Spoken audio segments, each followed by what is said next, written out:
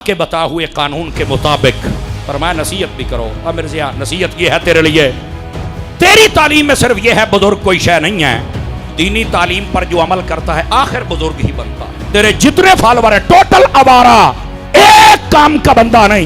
کوئی ایک مجھے 5 وقت کا نمازی دکھا، کوئی ایک بتا جس کی زبان پر کوئی تعظیم ہو۔ مانے گا تب جب مانے گا۔ یہ تو کہتا میں تو کسی کو بھی نہیں مانتا، تو اس کا مطلب ہے تو ہے نیا فرقہ۔ اور یہ جو نفل ہوتے ہیں پتہ کتنا ثواب ہے۔ اب یہ کیوں فضول کہتا ہے؟ اس کی وجہ یہ اگر یہ بتائے نا تو قسم خدا کی اس کو بزرگ ماننے پڑیں گے، ولی ماننے پڑیں گے۔ صحابہ میں سے نقص نکالے، عیب نکالے۔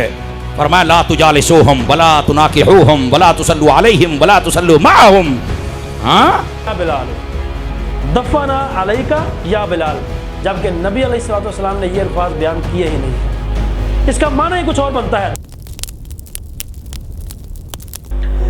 دین اسلام جو ہمارا دین ہے، مذہب ہے، یہ ہمیں بالکل واضح واضح تعلیمات دیتا ہے اور ہر مسئلے کے اندر ہماری رہنمائی کرتا ہے۔ نبی کریم علیہ السلام، آپ علیہ السلام کی ذات، قرآن اور حدیث، یہ چیزیں ایسی ہیں کہ جب ان کے بارے میں ہم بات کر رہے ہوں تو بہت زیادہ احتیاط کی ضرورت ہے، کیونکہ رسول اللہ صلی اللہ علیہ وسلم نے ارشاد فرمایا، صحیح بخاری کے اندر یہ روایت کئی مرتبہ آئی ہے، امام بخاری اس کو 12 مرتبہ لے کے آئے ہیں کہ نبی علیہ السلام نے ارشاد فرمایا، من کذب علی متعمدا، جو میری ذات کے اوپر جان بوجھ کے جھوٹ بولے گا، فلیتبوأ مقعدہ من النار، تو وہ اپنا ٹھکانہ جہنم میں بنا لے، سمجھے کہ اس کا ٹھکانہ جہنم ہے۔ یعنی کوئی بندہ اپنے پاس سے الفاظ بیان کرے اور کہے کہ رسول اللہ صلی اللہ علیہ وسلم نے فرمایا ہے، تو اس میں ہمیں جب ہم یہ کہہ کے بیان کر رہے ہوں کہ رسول اللہ صلی اللہ علیہ وسلم نے ارشاد فرمایا، تو بہت زیادہ احتیاط کی ضرورت ہے۔ جب تک ہمیں 100% اس کے بارے میں یقین نہ ہو، 100% شورٹی نہ ہو، تو ہمیں یہ نہیں کہنا چاہیے کہ رسول اللہ صلی اللہ علیہ وسلم نے ارشاد فرمایا۔ پوری تحقیق کریں، کتاب میں سے خود ان الفاظ کو پڑھیں، پھر آگے رسول اللہ صلی اللہ علیہ وسلم کی ذات کے اوپر بیان کریں۔ اب میں نے جو مفتی سمر عباس ہے اس کا کلپ دیکھا، اس میں وہ بیان کرتا ہے رسول اللہ صلی اللہ علیہ وسلم کے فرامین، کچھ احادیث، لیکن جو آپ علیہ السلام نے ارشاد فرمایا وہ کچھ اور ہے، اور جو وہ بیان کر رہا ہے وہ کچھ اور ہے۔ الفاظ اپنے پاس سے بناتا ہے اور کہتا ہے رسول اللہ صلی اللہ علیہ وسلم نے ارشاد فرمایا۔ تو اس کے اوپر تو وعید ہے کہ نبی علیہ السلام نے ارشاد فرمایا، جو میری ذات کے اوپر جان بوجھ کے جھوٹ بولے گا اس کا ٹھکانہ جہنم ہے۔ تو اس میں ایک اس نے روایت بیان کی، کہتا ہے رسول اللہ صلی اللہ علیہ وسلم نے ارشاد فرمایا کہ جو بندہ ظہر کی نماز کے بعد 2 رکعتیں پڑھتا ہے تو اس کے اوپر جہنم کی آگ حرام ہے۔ نبی پاک نے فرمایا جو ظہر کی 2 سنتیں پڑھتا ہے جہنم کی آگ میں نہیں جلے گا۔ تو کہتا ہے یہ فضول ہے، اور یار مجھے اس سے بات بتا۔ مرزا اور اس کے مرزائیوں سنو، یہ نصیحت کر رہے ہیں ہم۔ ابو داؤد کے اندر 1269 نمبر روایت ہے، 1269 نمبر، اس میں آپ علیہ السلام نے ارشاد فرمایا، جو بندہ محافظت کرے ظہر کی نماز سے پہلے بھی 4 رکعتوں پر اور ظہر کی نماز کے بعد بھی 4 رکعتوں پر، یہاں پہ 2 کا ذکر نہیں، یہاں پہ 4 رکعت ہیں، ظہر سے پہلے بھی اور ظہر کے بعد بھی، نوافل سنتیں، تو اللہ رب العالمین اس بندے کو آگ کے اوپر حرام کر دے گا۔ یہ وہ الفاظ ہیں جو نبی علیہ السلام نے ارشاد فرمائے ہیں ابو داؤد کے اندر 1269 نمبر پہ۔ تو اب وہ اپنے پاس سے کیا کہہ رہا ہے؟ جس نے 2 رکعتیں پڑھی اس کے اوپر آگ حرام ہے، اور نبی علیہ السلام نے فرمایا۔ ہمیں اس میں بڑی احتیاط کی ضرورت ہے، جو آپ نے فرمایا ہو وہ چیز بیان کرنی چاہیے۔ یہ پہلی روایت تھی۔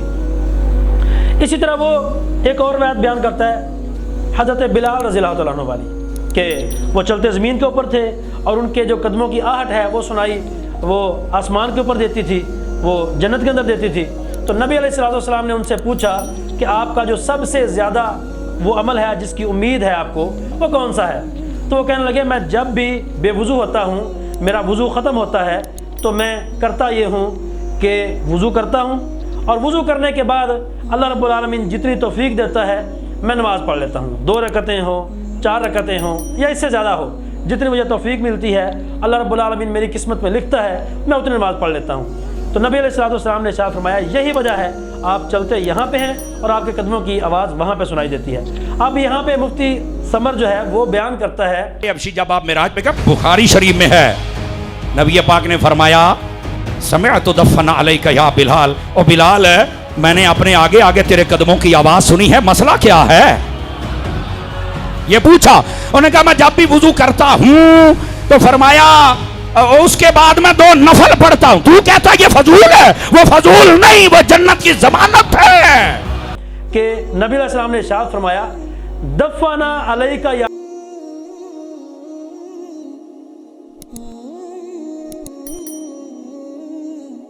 اس کا معنی ہی کچھ اور بنتا ہے، دفنا علیکا یا بلال۔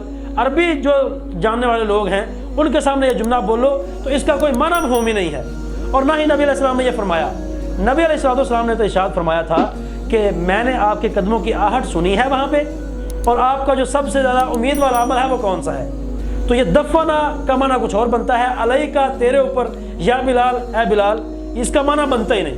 تو ویسے ہی ایفیشنسی مارنے کے لیے اور اپنے لوگوں کے سامنے بلے بلے بنانے کے لیے اپنے پاس سے الفاظ بنا کے نبی علیہ السلام کے اوپر بول دینا، یہ بڑا سینسٹیو ایشو ہے، یہ بڑا سنگین معاملہ ہے، اس کے اندر ہمیں احتیاط کرنی چاہیے۔ اسی طرح سے رسول اللہ صلی اللہ علیہ وسلم نے صحابہ کرام کے بارے میں ارشاد فرمایا کہ میرے صحابہ کو برا بھلا نہ کہو۔ تم میں سے کوئی بندہ اٹھ کے احد پہاڑ کے برابر سونا خرچ کرے، اللہ کے راستے میں صدقہ کرے، تو میرے صحابہ کی ایک مٹھی برابر جو صدقہ کرنا ہے جو یا کسی اور جنس کا، یہ آپ کا احد پہاڑ ان کے ایک مٹھی کے برابر نہیں ہو سکتا، بلکہ نصف مٹھی کے برابر بھی نہیں ہو سکتا۔ یہ نبی علیہ السلام نے ارشاد فرمایا۔ اب مفتی سمر کیا بیان کر رہا ہے؟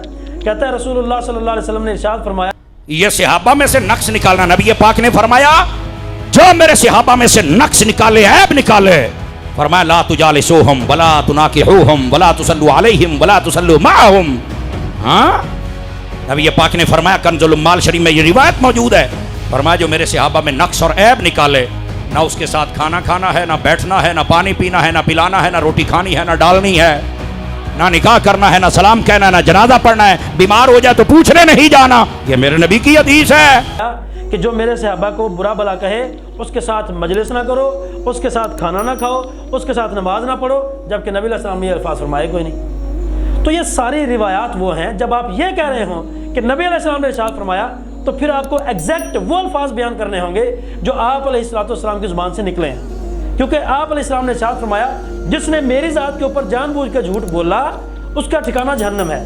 تو اگر ہم چاہتے ہیں کہ یہ وعید ہمارے اوپر نہ آئے تو ہمیں بڑی احتیاط کے ساتھ احادیث کو بیان کرنا اور اس کو روایت کرنا اور آگے لوگوں کو بتانا چاہیے۔ اپنے پاس سے بنا کے نبی علیہ السلام کے اوپر لگا دینا یہ بات درست نہیں ہے۔ اللہ رب العالمین سے دعا ہے اللہ تعالی ہمیں سمجھنے اور عمل کرنے کی توفیق عطا فرمائے۔ والسلام علیکم ورحمۃ اللہ وبرکاتہ۔